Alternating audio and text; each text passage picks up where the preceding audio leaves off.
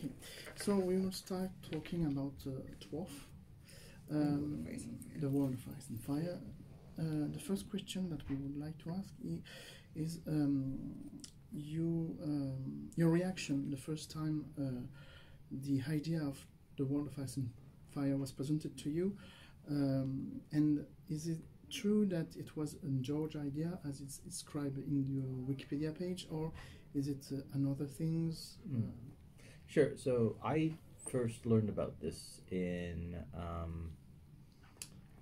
2004. 2004, when I visited George. I actually visited my family for the first time after moving to Sweden in 1999. And I visited my family for the first time in 2004 in Florida. And my sister was going to move to Las Vegas where my parents were living. So we drove from Florida to Las Vegas all together. And I realized at one point, you know, we're close to Santa Fe. And we kind of arranged through calls. You know, I called on a public payphone when we still had public payphones in the United States. To Linda, and Linda mailed Paris, and then Paris talked to George, and George gave the number at the payphone, and George called me, and we arranged to meet. And so we had dinner, and we had talked all about. You know, I went to his house. I saw his miniatures and his collection of books, and his where he worked and everything. And then we had dinner, and during dinner, towards the end, he mentioned that various publishers had been floating the idea. So he did not originate with him, the idea of the World of Fire. His publisher and other publishers said, you know, these guidebooks to settings. I mean, Terry Brooks had one for Shannara, I think. Tolkien, of course, had a bunch of ones that people made after Tolkien. Robert Jordan has, yes, that was a big example as well. So they said, your books are popular enough, let's make one. And George said, well, I don't have time to do this myself. I'm late on Feast for Crows. I need to get that done first, but maybe I know who can help me. And so yes, you know, would you and Linda be interested? And Linda was not there, but I said, so I think so. I had to check with Linda. I'm pretty sure yes. So I recall, as soon as we were done, I told my parents about it, and then I called Linda. I think you were still up. I think so. So it's like a 9-hour time difference, so it must have been like 11 or something. So it was like 8 in the keeping very late hours. It was the morning where he was in Sweden, and told her, and like I think the first thing I said is, George wants to write a book with him. What? And then I still have the notes somewhere, a paper where I was writing, like immediately after dinner, writing quick notes on the various bits of stuff about what George and I had discussed to kind of memorialize it. So it did originate with other people, but George thought it was a good idea, so provided that we could work with him on it, and it was insanely exciting for us. I imagine. Okay. Do you think you'll work on another book with George, or not at all? Like this, or Fire and Blood too? Or I mean, we only really, there wasn't Fire, I mean... What we did on Fire and Blood was mainly because he wrote the material really originally for the World of Ice and Fire, and when it just sort of ballooned in size and became too big, and then we started cutting the material down to fit into this book. So when the time came for him to put the unedited material into Fire and Blood, obviously we helped Anne and so on to go over it and try and keep it consistent between the two books, which turned out to be a little bit tricky because George would often work from his original files, which weren't necessarily the files that had then gone back to us and through Anne's editing. So the whole versioning control was definitely a bit of a problem between that. And also sometimes he had sent answers to questions in email when we had some bit that we asked him about the texts. And when he wrote the expanded materials in Fire and Blood, he didn't always check his email answers. So in particular, Jaheir's and Alessane's children, he had given us a list in email of the order and the names, and when it came to writing down the children for Fire and Blood, he didn't remember he'd sent that email. He checked his files and everything, and it wasn't there. He didn't actually go and read The World of Ice and Fire, because he figured if he checked his files, the material was going to be there, and he didn't check his emails. Yeah, so the first, when we started looking over Jaheir's material, like it started with us saying, hey, okay, it was pretty much right, but the name of this daughter is wrong from what we published, and the son and the order is wrong. And we said, well, you can fix it by doing this. And then the next one came in before George, a couple days later. I was like, okay, that problem is still there, and now you've introduced another child if it's not correct. And then we realized, okay, wait, it's quite clear George has completely changed the family, so forget it, we'll have to change the World of Ice and Fire in a later edition, and that's, I think the latest edition, I think we've got a new print order for this autumn in the US, at least. I think we'll have, it'll be small revisions like that to try and keep it in line with Fire and Blood. So there needs to be a centralized computer database somewhere with all the versions between editors and us and George. And so that's what happens when you have text going between multiple people. Yes, and the fact that George worked only on this old PC, old version of Word. That's certainly, I mean, one of the reasons we sometimes got things quite, like, we would sometimes look at the files before Anne, the editor, did, because she couldn't convert them. She didn't have them on like apparently they have like an old computer in their offices with that just to convert the George's WordStar stuff. files. And when the guy who managed that wasn't there, we said, well, Elio and Linda know how to do it. He sent it to us, we converted it, and then sent it to her. We provided like some tips on how to do it more easy. I don't know if they finally managed it or not. So it's like getting stone tablets from Mesopotamia. Like Moses coming down the mountain. Like, okay, here. who can read these stone tablets and translate them? So that certainly did create a little bit of problem. Like, I mean, we would work in doc with Anne, Google Word documents, and would comment and line in it and so on, and then George wouldn't refer to those when he went back to his original WordStar files where we didn't have any comments or anything. So WordStar for some reason doesn't support inline comments. No. I don't think they had that in whatever 1990 when it was created. 80 something, I think. Yeah.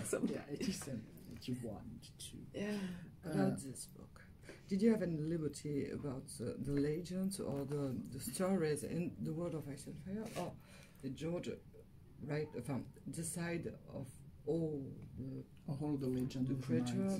Yeah, so a lot of like the original idea had been that we would write most of it, but we would stick very closely to what was in the books. Mm-hmm. We would add, like, when you hear the name of a new maester and a book from that new maester, like that you haven't heard about before, a lot of those we came up with. That was one area where George was finding was having a little fun and making little references to things like that. But things like, and like the North, the history of the North in the book is mostly us. Actually, George didn't want to do too much himself on that one. Others, like the Riverlands, we wrote like the initial draft and he expanded it. But like there are details in that one. Like one of the one we did was part of the reason we thought, we said we always thought it strange that House Tully became so important. They seemed relatively small as a family. The Blackwoods and Brackens, who were past kings, seemed to be more powerful. Like, why were they the ones that Aegon handed power to? And so we thought about it and thought, well, they must have caused a lot of trouble under Heron the Black, and he ended up reducing them, their power significantly in the short term. Maybe killed a bunch of them or whatever, to teach them a lesson for delaying. I think I said something like delaying the building of the Heron Hall, and that left them weak temporarily compared to the Tullys, and then Aegon. Then that's why the Tullys were so important. So that's we those made kind of suggestions basically for solving. If there were gaps in the information, we would put in, okay, this is a way of tying this together, and then we would point those out when we sent our drafts to George, that, okay, we're speculating here, this is a way of fixing a problem or making something clearer, but this is our speculation. So little things like that to bridge gaps and so on. On the other hand, the structure of the book, and that was pretty much entirely us, how to present the information. We based some of it obviously on what we'd already done in the concordance, how to lay out things, and also the conceit of the book, the idea that there would be a maester writing it. That was also our suggestion from early on, inspired in part of the Robert Jordan book, which also has the idea that it is a guidebook written by a traveller in the world, so that it wouldn't have perfect knowledge. So a lot of the shape of the book we got to be very involved in, having suggestions for the way it would look, the introduction, the preface with the scratched out name and so on. That was something we really wanted to have. So much of the story, of the framing story, that was our idea. But especially the earlier parts of the book were, the Garian stuff was all George pretty much. I mean, we wrote a little bit of it, but especially after Egan the third, we wrote a bit of that. But it was all based on notes that we had from George, and George reviewed it and so on. So I think, and then like people always ask, it's not canon because it's not. I don't know what George wrote and what Elio and Linda wrote, but I mean, George, everything that we wrote either comes from the books, comes from our discussions with George, comes from notes, things that George has said, or there are little details that have been run by George and he signed off on them. And a lot of it is him, especially like large parts of the East, the Overlands, other than some of the Free Cities, was George. All this new information about the Great Empire of the Dawn and all that was straight from George. And the Muppets were George. The Muppets, the Muppets were George. The Tullys, yes, Grover and Elmo and Oscar. That was him. We thought like George, like when we first saw it, like George. Did George realize that these are Muppet names, and like we would think maybe he could change it, and then we realized no. When another one came in, no, okay, this is intentional. This is intentional. That's right. Right. I think we had Elmo and we had Elmo first, and Oscar or Grover, and then the other one. Oscar came in later, and then Kermit, and I'm like, okay, he means. Okay, about the you translate this book in Swedish. We didn't actually do the translation. I mean, I have worked a little bit as I translated, but we worked with the Swedish translator. We had a couple of different translators contacting us actually and asking. So the Swedish translator, the publisher, pointed to us, and we were able to help clarify certain things, because obviously there are something that I run into, because I have worked on the subtitling of the TV show into Swedish. And one of the problems you often run into, especially in a book like this where there's a lot of family trees and family connections, where you have aunt and uncle in English. In Sweden, the words specify if it is a maternal or paternal aunt or uncle. And similarly with nieces and nephews, it specifies whether it is a daughter of your brother or a daughter of your sister. So sometimes, obviously, the text doesn't make that clear, so the translator would go, okay, which way are these people related? Is it through a sister or a brother? Is it a guy? Yes, that can definitely complicate things. When the family tree is a family bush, it gets complicated. That's right. Okay. So, about your working with George, how did you work with him due to the hour difference? He sent email that you said. Their notes. Do they call you? What was the working around for the working process for the? Sure. I mean, a lot of it, like the very earliest stage, we went for breakfast with George and Anne in Los Angeles in the Worldcon then, and that's where we signed the contract. And we had an initial talk. There were some early emails discussing some of the particulars of how George wanted the book to look. He wanted a big, beautiful book with lots of beautiful art. He didn't want it to be like Robert Jordan's book, which had famously not very good art for reasons apparently not the fault of the art, entirely the fault of the artist. Apparently, Robert Jordan found out later that Tor was paying him very, very little, and had he known, he would have paid him out of pocket to do better work. But anyways, George did not want that to happen in his book. And in fact, George made sure that the allotment of art money was increased. Yes, he wanted. So it's a substantial art budget for his book.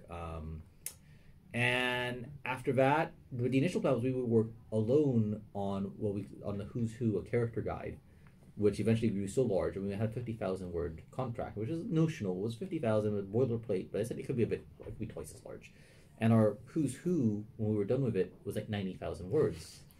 And like and then we started cutting out more and more characters to try and make it fit. And like, how is this going to work? It's the world of Ice and Fire, it's not the Who's Who of Ice and Fire. So ultimately, that got moved out to the app, right? So then we started fresh. Or we had already laid down notes, and we had already started some work on the rest of the sections, using the material in the books. The concordance on our website was invaluable as a structure, and we have all this information gathered in one place. So I was using that.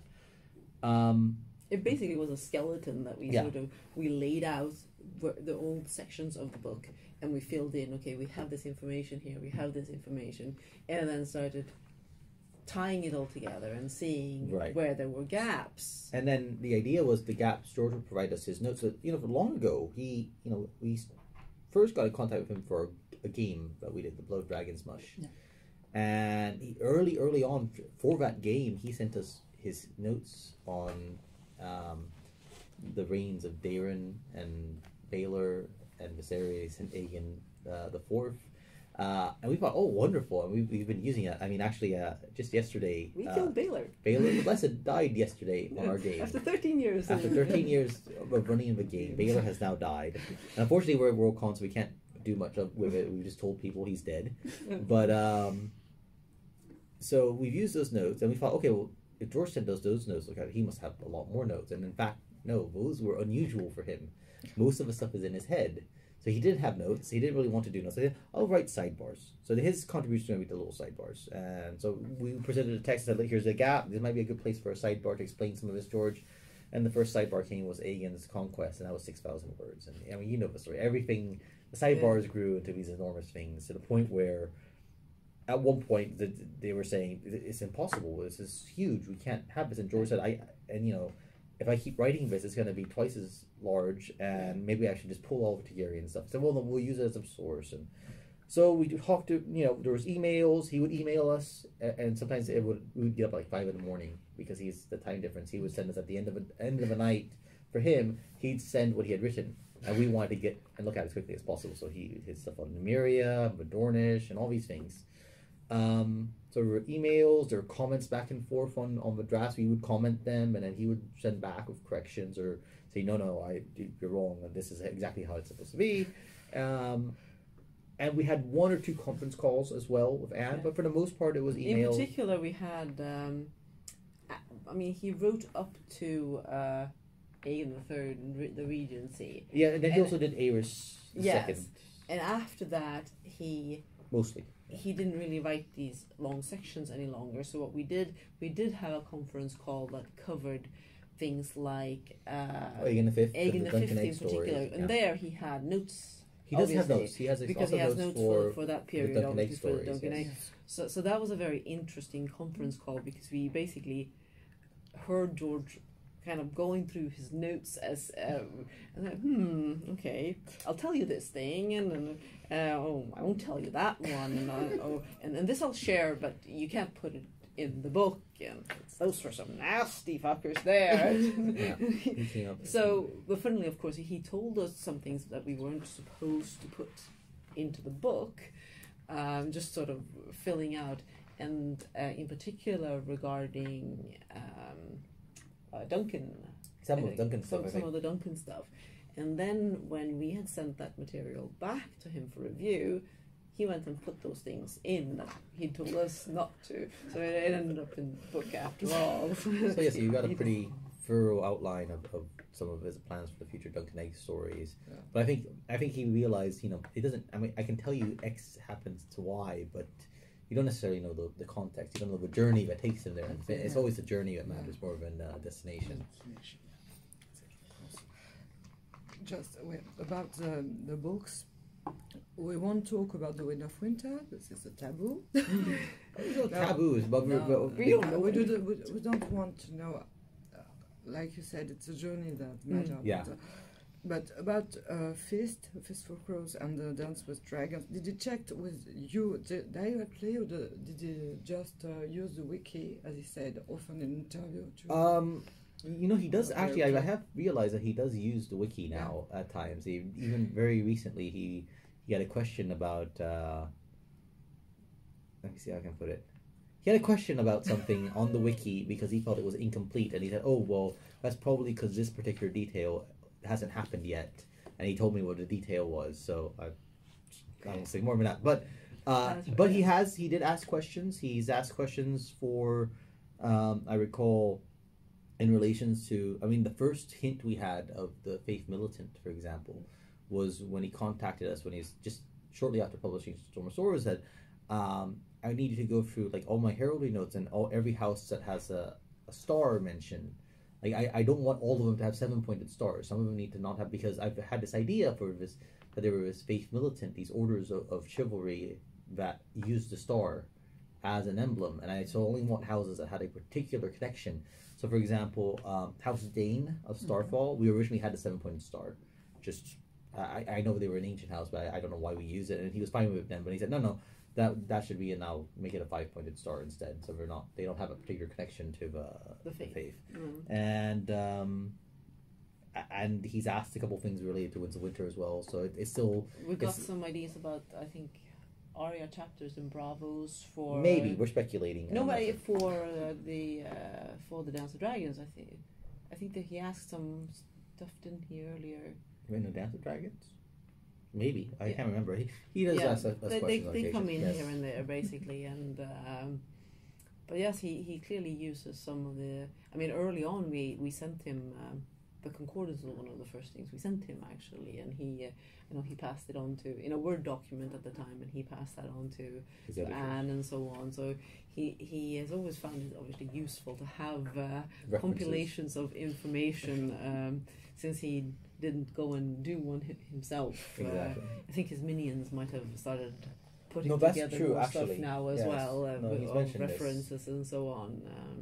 But when he wants a quick lookup of something, then it's If you can't find it, you can, like, I could have sworn I had it. I can't find it in my files when I push the search, so I can't see it on the wiki. I'll ask Elio and he'll know. So we find it for him. I have just a quick question on TWOIAF. George describes himself as a gardener. So did it let you put some seeds in TWOIAF? I don't know, for story, for things to be growing in the world of. Well, I mean, one thing obviously we have we have the preface with Yandel explaining the origins of the story, and we think he's a contemporary figure of a story who's trying to present the book. So at one point we were at a panel with George discussing the world. I think it's an Archipelagon, and he's saying, "What do you think Yandel's doing right now?" And I think he's still waiting to present the book to a king to kind of be able to get the support to get it copied and spread. He has this very grand idea of spreading the knowledge to not just from the Citadel but to other merchants and other classes.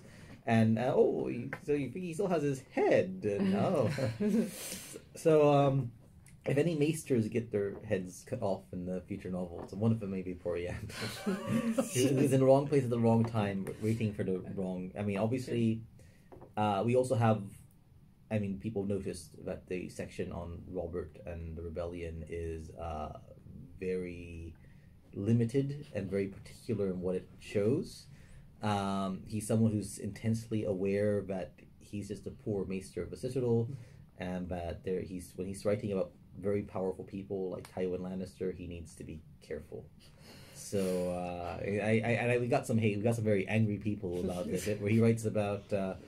Some even say that Princess Elia may have killed her own children and herself, and people were very upset. They're like, "Wow, how terrible he'd say such a thing!" But he's trying to. He wants the book to spread, and if he has to hide certain details, ugly details. So what happens if Targaryen comes in power? He may not be that popular with them.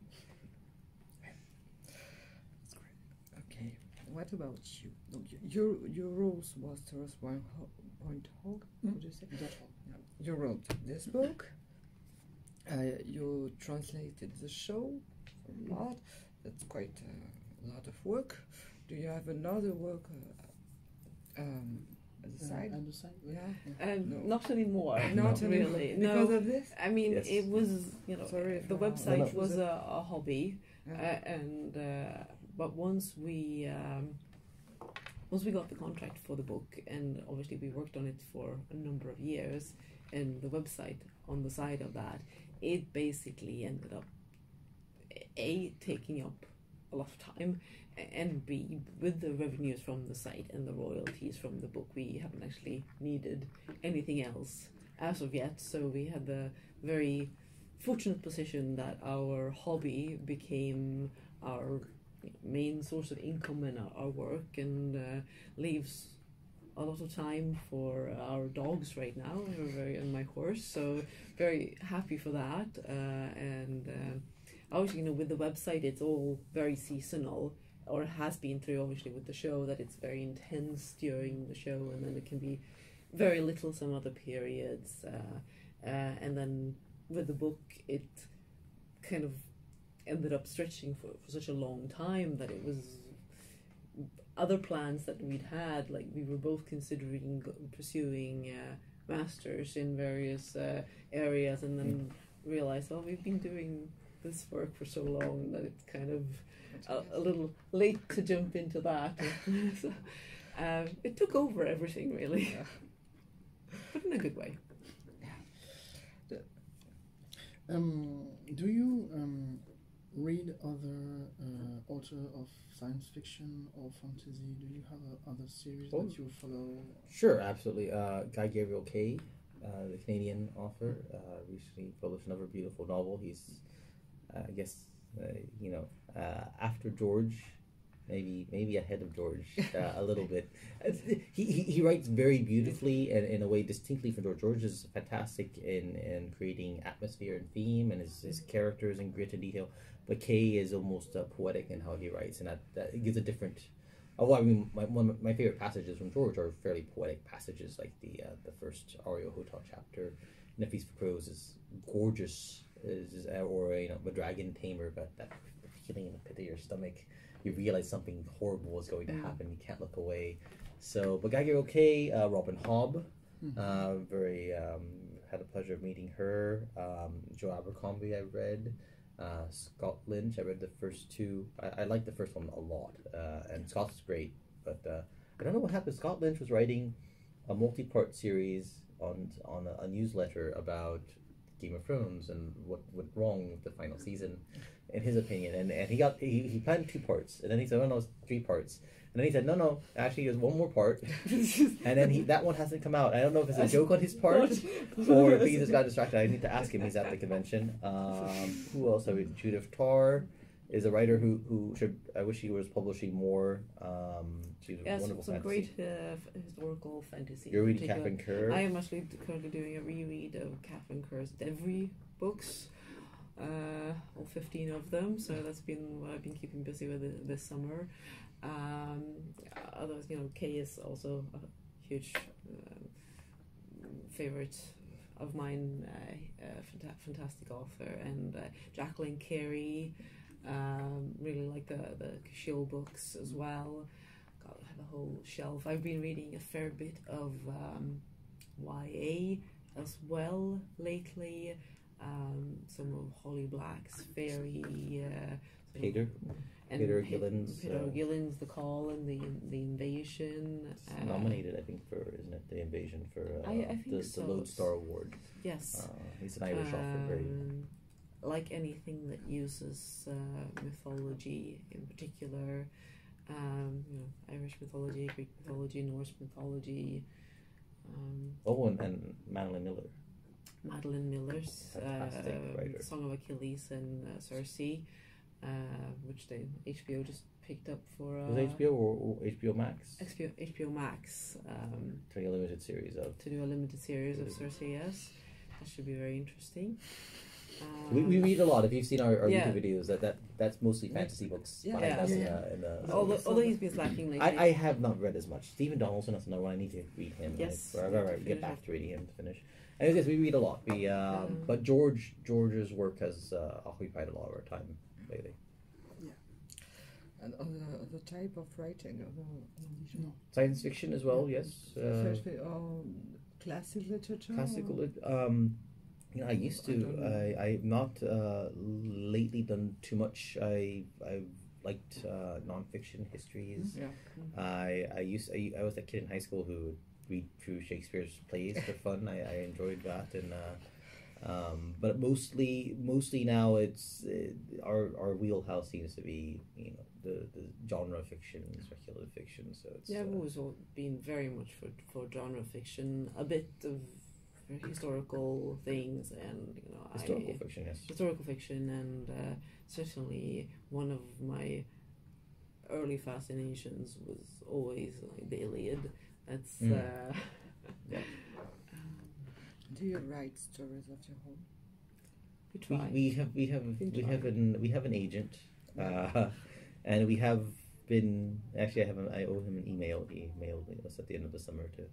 And George comes and interrupts us with this big book here. Yeah, so we it took longer have than we notions. expected, but yes, when the news came out about this book, we actually were contacted by an agent in Sweden. I said, "Have you ever thought of writing anything on your own?" And I think a lot of people who read science fiction and fantasy, it seems to attract people who are interested in creating their own worlds and playing in that sort of space. So yes, I've always wanted to do something, and it's easy to get a little too dug into the world building. Yeah. So I wouldn't look for anything on the shelves soon, but we're noodling with it. So now some question. What's your favorite characters? Do you want to answer yours, or should You I? can start with your Catelyn non-traditional ones. Catelyn Stark is my favorite. We were once interviewing Natalia Tena, who plays Osha played Osha on Game of Thrones, and asked her favorite was Arya, and she asked, "What was yours?" And I said, "Catelyn Stark." She said, "Really?" A lot of people are surprised. I am drawn to the characters who feel like regular people, like an every man or every woman. She feels like an every woman character. My second favorite character is Davos, and he's very much an every man character. So I find them very appealing. I find them very interesting because Dany has her dragons, and Jon's got his wolf, and Tyrion is brilliant, and Jaime was a great swordsman. But I'm gonna poke a hole in that though and say that goes for point of view characters. Point of view characters. Because when it comes to secondary characters, this is true. It's the Lores and This the is Bears and the Arthur Dane. Yes, and she has a good point. The point of view characters, Yes. I love the everyman, but for characters who are secondary, I am drawn to chivalrous characters, or characters who have some mystique about them, like Arthur Dane and Ashara Dane and so on. Yeah. I like the mythical elements, the fairy tale element of Daenerys' story a lot.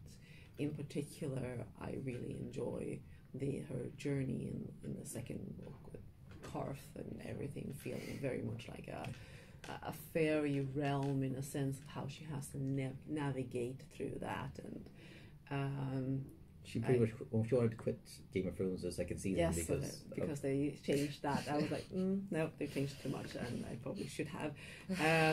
And so, despite the ending of the TV show, I hold to the fact that Daenerys is my favorite character. I would say that Jon is probably my second favorite. Very sort of classic fantasy character. I very much enjoy a classic fantasy narrative, and I feel that George does enough to twist it, even with the characters that are the most typical of the hidden heir farm boy, and he still twists it around, and I like that the way that is done very much. And I certainly anything that has a lot to do with the magical and supernatural elements, I tend to enjoy that very much. Knowing George, do you fear for them? Catelyn is... Yes, I constantly fear for all characters and all four-legged creatures or six-legged or whatever they... Well, 6 legs doesn't exist in biology, so not allowed. 4 legs and 2 wings. Yes. No, at some point I think I've said that a lot of people say that they read Song of Ice and Fire for the surprises and the surprise that I read it in spite of. I'm really very sensitive to characters being killed off. I tend to get very upset for a very long time, so it's like I shouldn't have any favorite characters because they're all gonna die. Not of a nerd, What is your least favorite character? Least favorite? If you can choose one. That's an interesting question. I mean, that's it's a difficult one because I there's not a character, but I go, oh, I wish I could just skip over them to the next. And other people who do that. Oh, I skipped over this character. I skipped over this character. I'll read them later because I like reading them. I like reading Fee and Greyjoy. I like reading.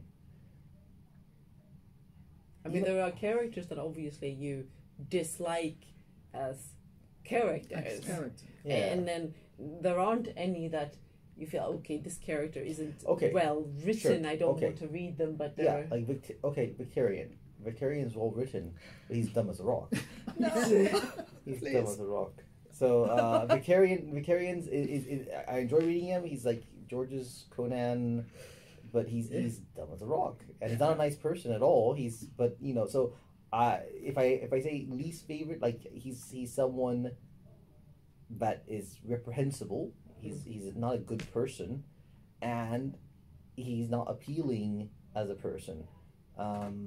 He doesn't even have any flair. He's just no. There's nothing. I mean, he's got a good line. Yeah, I have no luck with wives or something. I remember that one, and you can see in that dull brain of his some level of sadness at that. Like he doesn't want to be. Like he always had. So you're saying he was dropped too many times as a well, baby. there's George makes everyone can be sympathetic. Yeah. I mean, obviously the obvious point of view character I should say is like Cersei. Cersei is a reprehensible, monstrous person, but she's such a fascinating character to read about. I mean, even the starter point, like Boromir, he manages to make him. Yeah. You feel sympathy for the way he grew up and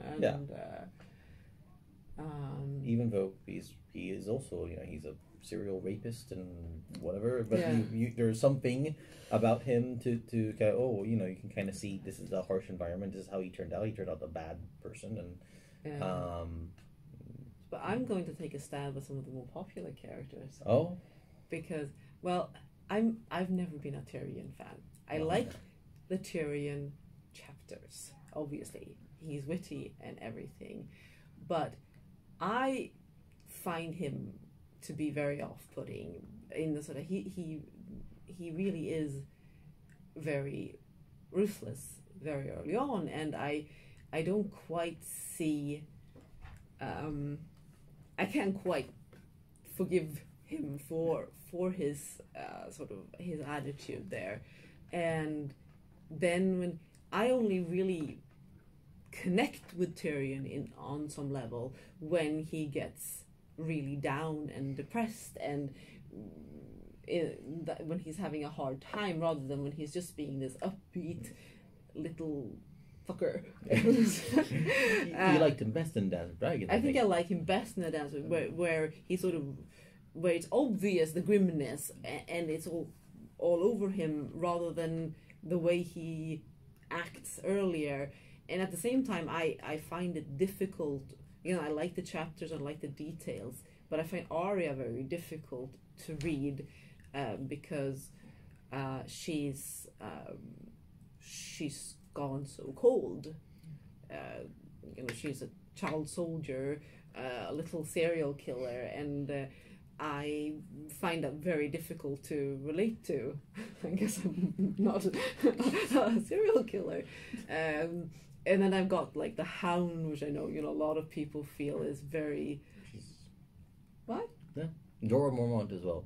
Oh yes. Jorah Mormont. But the Hound, I really appreciate his love for horses. Yeah. Obviously, but then the way he is so down about chivalry, I and so overly realistic about the brutality of the setting. It's just so depressing and love of dogs too. Yeah, so he's got some great sides there, but then he's such a miserable mouse. So it's sort of how you connect to the characters is more about. Some of them I find it very difficult to. I don't want to be in their heads. I don't want to be that close to them. I will ask another question. Really quick. What is your favorite or your least theory on Westeros.org or that you have? That I have, or that I'm aware of, or about opinion on Westeros. there's a whole extremely long thread on our forum, and I say nothing against the people who post there. It's titled Heresy, and there's the long series of Heresy, where, to me, it's people who are reading too much into the books and are absolutely convinced that they are right and that everyone will be proved wrong. And they like you really like the bolt-on theory. Yeah, that's another one. I think I think that grew out of. Have you heard of the bolt-on theory? It's a theory that Roose Bolton is a vampire who's he's changes bodies periodically. Yes. There's so many theories that I just find terrible. Howland Reed is the High Septon.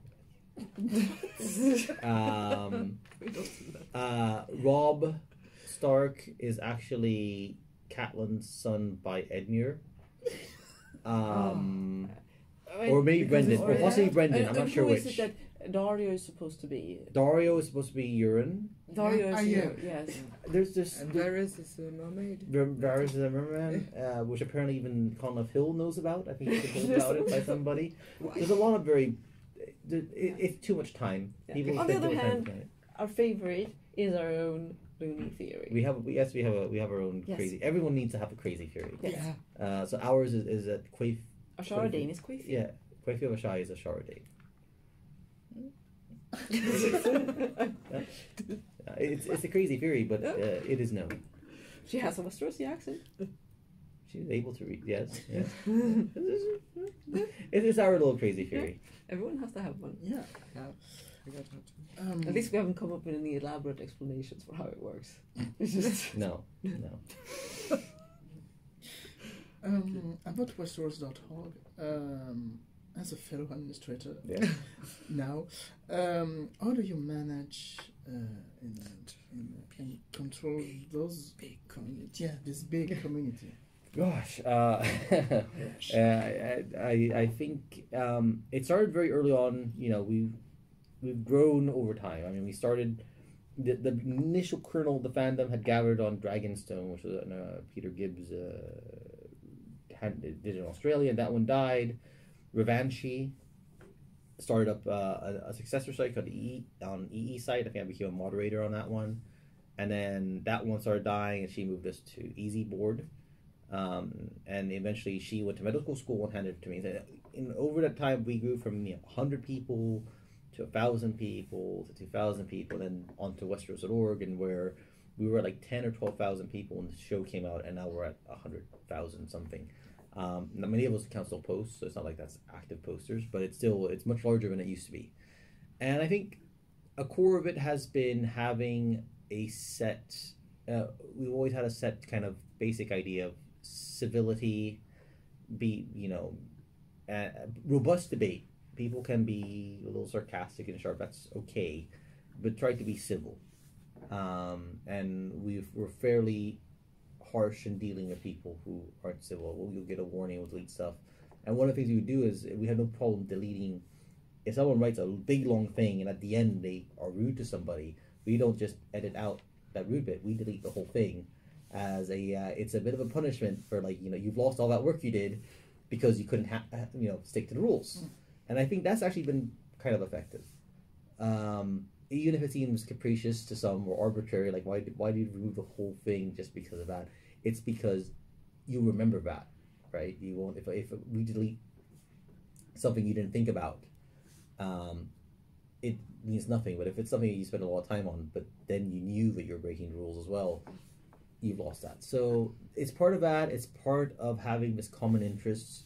It's partly, and also we always had. Sometimes things would come up. People would be unhappy with the direction of discussions, or and then there would be splinter communities would form. There was the Euro commies. A bunch of the European members at one point went off and formed their own board for a while. There's various forums that have grown out of ours that are different in their opinions. I think some of them grew out of the heresy, all the ones that felt like they were getting traction with their theories went elsewhere to where they could all talk to one another instead. and become convinced that they were right. So that's been a part of it, and obviously then since then it's grown so much. Tumblr and Twitter and there's so many different places that you can discuss things today. Yeah, that I think those who really want to be on a forum try and fit in with that forum. Otherwise, they find some other place. I think there are a lot of options for where to discuss things today. Yeah, I think certainly a big mistake, but I mean, we could have tried to do this. For example, when the TV show came out, we got a lot of interest, and we had for a long time, we would do like every episode, we'd have a non-spoiler for people who hadn't read the books. And as each season went by, fewer and fewer people were participating. And it's partly some of the ones who fell in love with the show had turned to reading the books, and also it became increasingly clear, especially in the later seasons, that the board community largely was not happy with the show, and we became very early on seen as a bastion of sort of criticism against the show, and it drove away. I could have tried to make efforts to kind of, no, I want to get all this traffic, I want to get everyone who loves the show on our site, but that's engineering, and I feel that would have been a mistake. It's better to let the community form its opinions, and if the fans of a show felt outnumbered by the critics and preferred to go somewhere else to one of the blogs that are entirely show devoted, or let them. Why not? Why try to be everything for everyone and fit in? I think that's kind of what you have to let it develop organically to some extent, how the community looks and what you provide for the community. Yeah, because at the time you've become bland, Yeah, exactly. Yeah. Trick question. I don't know. Maybe you know or not. I think you know, but 2 years ago our site crashed and we disappeared from the internet. Yes, for nearly 1 year, and we lost everything. Nearly everything. We have rebuilt the wall, but is there something like that happened to Westeros.org or not? A crash or something? We've had crashes, and I think we've lost at most like a days of data or something. The we worst got hacked once. Yeah, I mean the worst issues we've had obviously was when the show started, and we had one server, and it crashed. I'm sure people noticed. And every year, basically, we tried. I mean, for the first year, our sysadmin, Rachel, was doing all sorts of insane acrobatics to try and get the system to handle it. She basically she had her own version written of a web server that she brought out and managed to get it to run a little bit better on. And next year we were trying various other things, and then we upgraded things, and every year we were a little bit behind and kept having some darn issue cropping up, so that because we couldn't calibrate for the show traffic during the weeks before, it was basically when the show started we saw how busy is it, and then fixing it during the show was always very difficult. So the huge difference between non-show traffic and show traffic certainly turned out to be very difficult to load balance for. And when we were trying to run, once we split off the forum to its own, because the forum and the wiki could not coexist. Yeah. They were using PHP and MySQL in different ways and needing different resources. So that was an absolute nightmare to try and... Yeah, so now we've got 2 servers, and last season we had 3 servers at the same time to manage everything, and now it's 2. We may be able to just go down to 1, but I think the bandwidth overage, I think we need to keep it 2. So we're sticking 2 servers. That's been enough. But data loss, we've never really had anything massive. We've been lucky. Rachel has been a huge help in that. We've taken backups of things, but I know how heartbreaking it must have been to lose all that, and to lose Spanish fandom I think went through the same thing with the Shy website. I think forum closed down or something. There was some I don't fully follow, but We've been very lucky. Yeah. Well, you know, the will say part of the reason we moved from EE site, which, and it's a shame. There's a partial archive of the EE site. I mean, first Dragonstone disappeared, so pretty much everything from Dragonstone got lost, and it was the earliest post of Game of Thrones, pre Clash of Kings discussions among fandoms gone. We recently, someone got in touch with me with a partial backup, but they saved before it crashed. So I someday I'll work to put it online so we would just have a little archive. And someone did the same for EE site, but we left EE site, that initial forum that Revanche ran, because it started losing data. Whole threads would disappear, whole forums would disappear, and you know, years of discussion vanished into the ether. So that was heartbreaking. We moved then, but since we moved to EasyBoard and then to our site, we've never really lost data. The only thing is that we can't just have a permanent archive of everything ever posted. So occasionally we've had to delete like older stuff, small like topics that weren't popular, but you know, we've lost things like that. But that's more like that's a decision. It's not anything that's been forced on us by some accident. So yeah. Do you have any plans for the future for the site or for? Well, I mean, the site keeps running. The game is still being run. The main thing we've discussed recently, of course, is how to integrate coverage of the spin-offs. Yeah. Or spin-off or whatever happens with it. Probably finding some way to archive the existing Game of Thrones topics that we have. That would be on sort of Westeros itself, where we still produce all the content. We had actually planned to do a major redesign of the Westeros website itself before the show. Turned out to be a teeny weeny bit more costly than we had imagined. It's such a complicated site really to redesign. So, but you know, keep trying to do some interesting things with it. You know, we started just doing all of that ourselves, and web design has gotten a little more complicated since 1998. Yeah. You know, for the wiki and the forum, you know, there's ready-made software and there's ready-made themes and things that you can use. For a site that is as complicated, when we have the Westeros section, we have the Citadel section, and we have our stuff for Blood of Dragons, that's much more complicated to get a unified look for.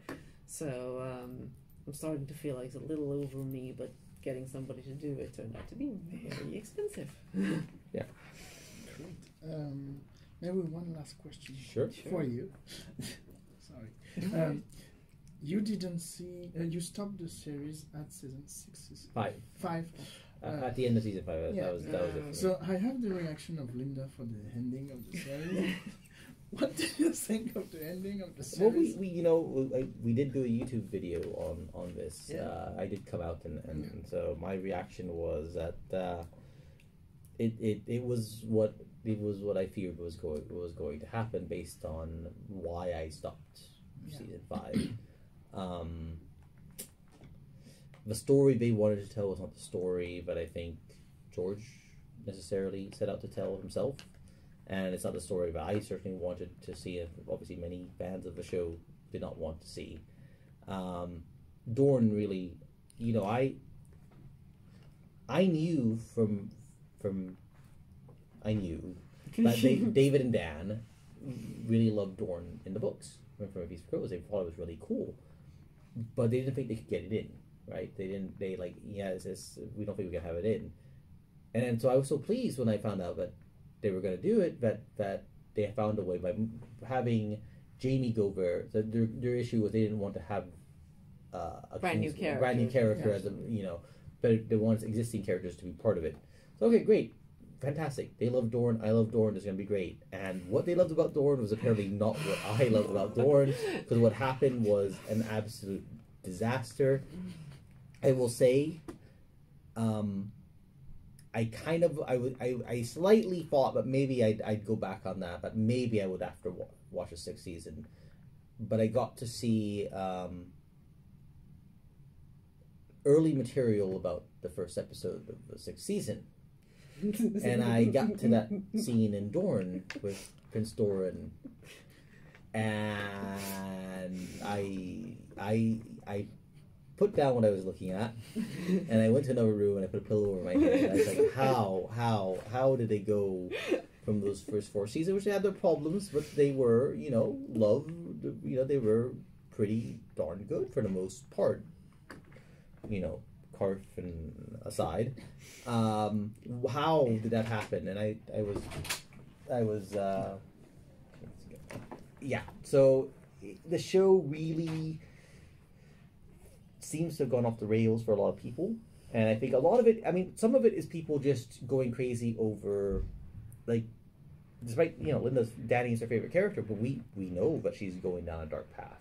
That final chapter, the Dance of Dragons for her, you know, but that's not good what she's coming to conclude there.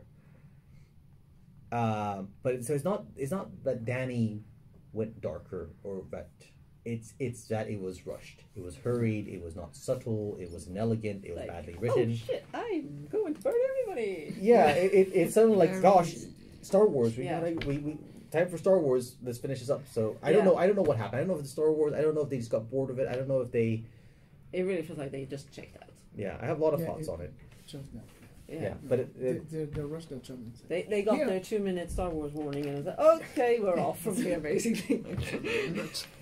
Thank you again. Our pleasure. Absolutely a pleasure. It's really great.